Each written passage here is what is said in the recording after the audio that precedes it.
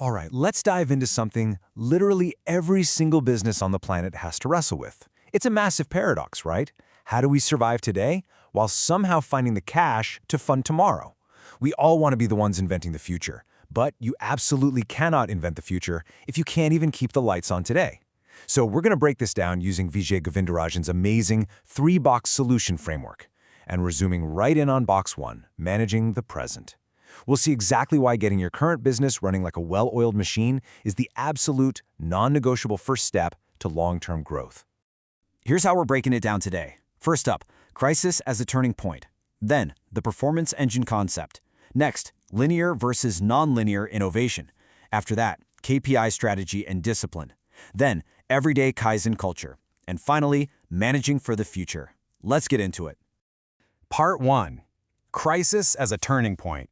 Specifically looking at the wild story of United Rentals. To really grasp the power of Box 1, we need to look at United Rentals, or URI.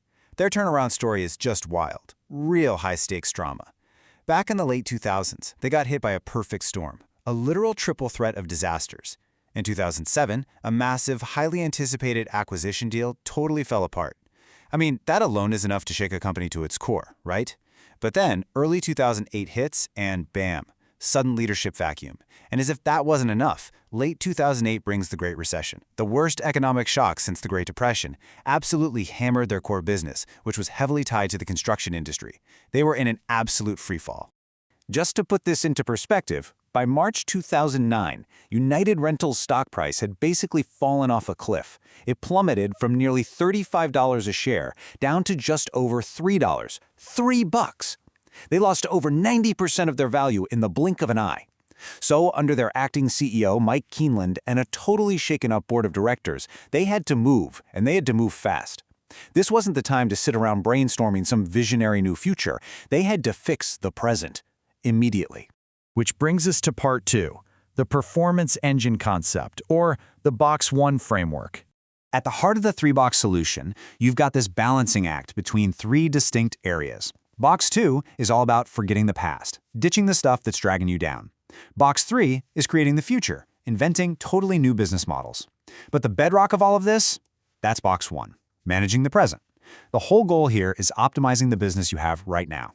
You've got to manage this crazy tension of trying to build a new business while simultaneously running your current business at absolute peak performance. Think of Box 1 as your performance engine. It is your cash cow. This is the business you're operating right now today, and it has to run with ruthless efficiency and profitability. Because here's the reality. Without a rock-solid, highly profitable Box 1, you just don't have the cash, the resources, or even the stability to fund those wild experimental Box 3 innovations. You literally cannot fund tomorrow if you're bleeding cash today. United Rentals, they had to completely rebuild this engine from the ground up. Moving on to Part 3, linear versus non-linear innovation, and why understanding the difference is absolutely crucial. Okay, so in Box 1, what you're doing is linear innovation. This is all about hitting the numbers, leveling up your current skills, and shrinking variance. It's highly focused on efficiency, predictability, and just executing flawlessly on the things you already know. Now, Box 3, that's non-linear innovation. That's where you embrace risk, test out crazy assumptions, and actually try to expand variance through trial and error. But remember, when URI's stock was scraping the bottom at $3, they did not need Box 3 experiments. No way. They needed Box 1 linear innovation. We're talking ruthless discipline, rock-solid metrics, and an absolute obsession with making their current operations perfect. Let's look at Part 4, KPI strategy and discipline, and how they actually executed this turnaround. First things first, they had to totally overhaul their strategy. Before the crash, URI was way too dependent on small, local construction businesses, which are super vulnerable in a recession. So Keeneland pivots them to a three-tiered approach. They start aggressively going after national and regional accounts, setting up dedicated sales teams just for them. And the logic here is brilliant. Massive national customers can just shift their projects around the country when a recession hits. So if URI is locked in with them on a national level, URI gets to follow the money wherever the economy is holding up best. It gave them an incredible shield against the recession. But, a brilliant strategy is totally useless if you can't execute it. And this is where URI brought the hammer down with strict Box 1 discipline. They rolled out these mandatory customer-facing KPIs across every single branch. See, historically, URI branch managers acted like they ran their own little kingdoms. They'd actually hoard equipment just to make their own branch's numbers look good. Nealon completely blew that up. He changed the compensation structure so managers were judged on the whole region's performance, not just their local turf.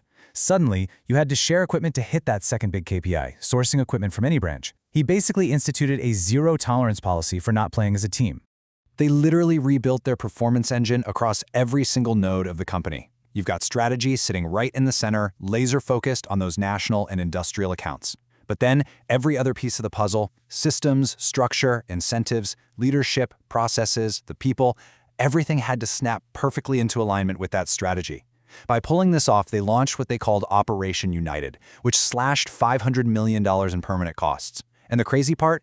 They didn't just hack away blindly. They used hard data to protect their best branches and only trim the fat where it actually made strategic sense.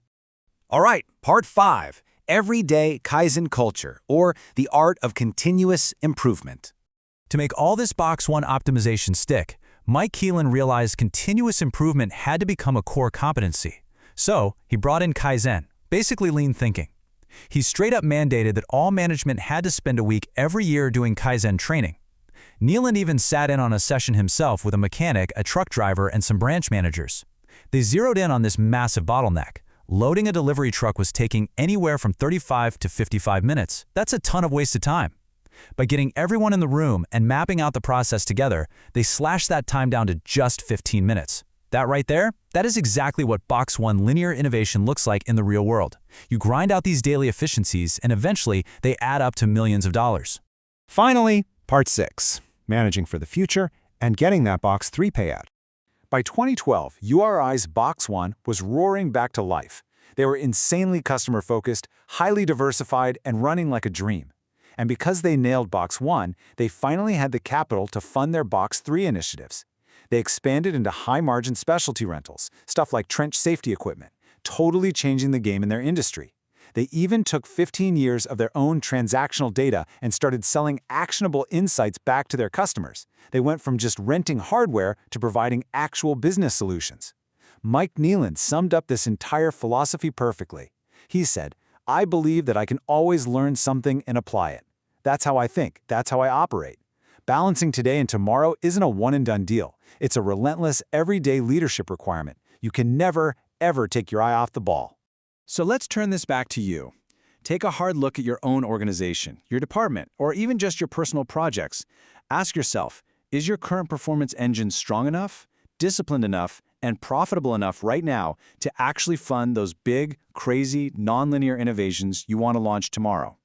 If the answer is no, well, it might be time to put down the whiteboard markers, roll up your sleeves, and get to work fixing Box 1. Thanks so much for joining me on this deep dive into managing the present. I'll catch you in the next explainer.